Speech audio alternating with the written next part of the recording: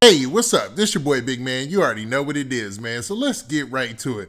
Okay, so Lil Durk just dropped The Voice. And The Voice, man, starts off as a good album, man. I'm really liking this project.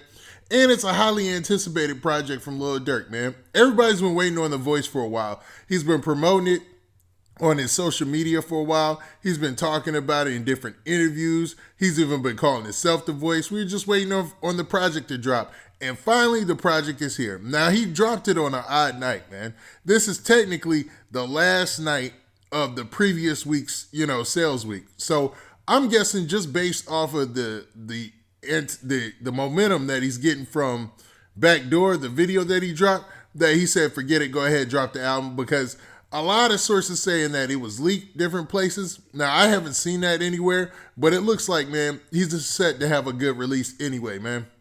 So after releasing Backdoor, he said, forget it, let me go ahead and release the whole project. And The Voice starts off pretty good, man. So the very first joint that we get into is called Redman. Now, Redman is pretty short and it goes in early on a lot of the stuff people have been thinking about and talking about. Now, Redman is an intro in every classic sense of the word. So from the gate, he goes in and it's kind of a harmony, but it's upbeat and up tempo. And man, it kind of widens down at the end. Now, the part that's going to have everybody talking are the very last couple of bars where Lil Durk, he says this specifically. He says, they asked me where I'm going to be in 10 years. I said, the feds. They asked me what I'm going to do about blank. He dead. Now, a lot of people online think that blank is for Krump. Now, Mubu Krump was from a whole nother side of the whole Chicago thing. I mean, if you guys aren't familiar with the Chicago drill, look him up. And he passed away in 2018. And a lot of people, though, think that blank is where he said, they asked me what I'm going to do about, and everybody said Quando. A lot of people were saying that online. But I'm not sure if that's accurate. I think what they have here posted as the lyrics is accurate, and he actually said Krump. Now, I don't know if that's related exactly to Mubu Krump or not, but it's pretty convenient, man. It's like it seems like that's the right on target who he's talking about right there. Now, on the very next track, Refugee, he kind of just talks about his mind state currently, as far as how things are playing out in the streets and playing out in the music game. Like the pressures of being a CEO and the pressures of still being so tightly connected to a lot of guys who are with the street stuff. You know what I mean? It's a good track, man. I ain't gonna lie about that. There's not a lot of alarming bars from that one, but there are a couple of other songs on here that we're gonna get into where, there's gonna be some controversy behind those as well. Now, on the very next track, Death Ain't Easy, man, he talks about a lot of different obstacles this time. He talks about, man, overuse of drugs and things like that, messing around with the wrong type of character of people. And then he also delves into different situations with ops. Like one line specifically, he talks about like, some of the ops are healthy, but other ops are vegetables. And I'm wondering, was that a shot at none other than Wooski, man? Did he diss Wooski on this joint? Or am I looking too deep into that? Because, I mean, I know Wooski is not, in that type of state. And I know that's a very unpolitically correct term to use, you know what I mean? But it's an interesting line to say the least. And FBG Wooski, he's walking around, he's normal, so maybe I'm just looking a little too deep into that one. So don't hold me to that. But man, for those of you who don't know, FBG Wooski was, man, one of the people who were most against Lil Durk and them back in the day, man. We'll say that much. I mean, it hasn't really even been any online beef between them lately. Like, I think Wooski's pretty much been quiet. But as we get into the next track, the title track of this joint, The Voice, and it's more of the same as far as like talking about his current situation and dealing with success. That plays a large part in this whole release, man, in this whole album, is Lil Durk's transition into a CEO and boss and dealing with success and the pressures that come with the record industry. It's an interesting mix because you think of somebody who's so hot in the game right now and they're like at the tippy top and they got a lot of tragic things happening to him. You got his cousin Wooski getting shot. You got King Von getting shot. Man, you got a lot going on when you should be at the best times, the most happy times of your life. It's an interesting mix, and it makes for good parts of the album. And he follows that track up with Backdoor. Now, Backdoor I did a whole video about. We don't have to get all the way into that. But, you know, this is a very good song because, I mean, so much of this that he talks about in Backdoor is going on right now in the music industry, or is alleged to be going on. You know, you got a lot of people in the streets as well who are sliming out their homies, and he just pretty much letting it be known, man, just leave the back door closed, you know what I'm saying? He ain't trying to get backdoored, man. He just it's all there, man. We get it. Now, the next joint, we was talking about, the song called Still Trapping with King Von, is more up-tempo, man, and King Von brings that energy on this song. And I like how they switch over and do each other's ad-libs. A very nice touch on the track, man. Yo, King Von, man, really, really laced this up, man. He has so much potential, it's crazy. Sad situation. Now, the next song, Stay Down, he's got a feature with Young Thug and a feature with Black. Now, Young Thug and Black, man, I almost couldn't tell their voices apart at one point, I'm going to be honest, man, until I really keyed in on the hook. And, man, this is just a nice filler track. I'm going to be real, man. Does it have single potential? I'm not sure because there's a lot of tracks out like Stay Down.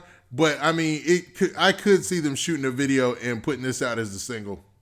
All right, now let's get to the track that's got everybody really talking on social media. Free Jamel. Now, Free Jamel. Now, for those of you who don't know, man, YMW Melly, who's incarcerated right now, and he's, you know, basically being charged with the murder of two of his friends, is, you know, he's actually the feature on this song as well. And I guess, man, through 10K management, he's cool with Durk and them.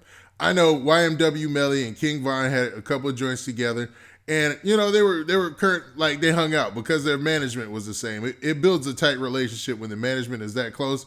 But a lot of people are like, whoa, we got a song with YMW Melly, and YMW Melly, they talking about free YMW Melly, because YMW Melly, the name of the song is Free Jamel, and YMW Melly's real name is Jamel Maurice Demons. Yes, ladies and gentlemen, his real last name is Demons. But that has nothing to do with, I guess, what he's being accused of. But it's just an interesting track because, you know, basically they're lobbying for them to free YMW Melly. But at the same time, in the lyrics, it sounds like they're allegedly justifying what took place and some cats trying to backdoor him, man. It's an interesting track, and it's going to be the talk of social media for a while.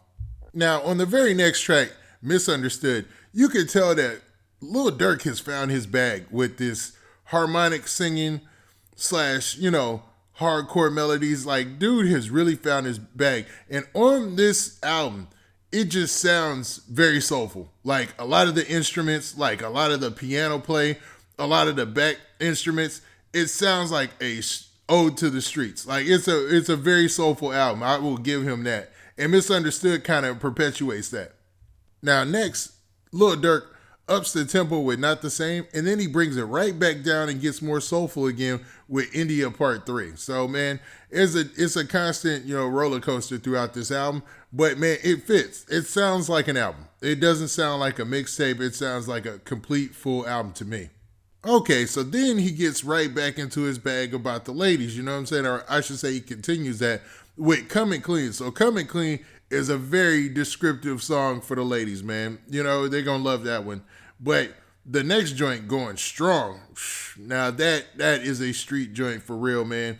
I actually like the beat, the place, everything, man. And his tone on this, man, it's similar to Backdoor, but, you know, I like the beat and the instruments in the background.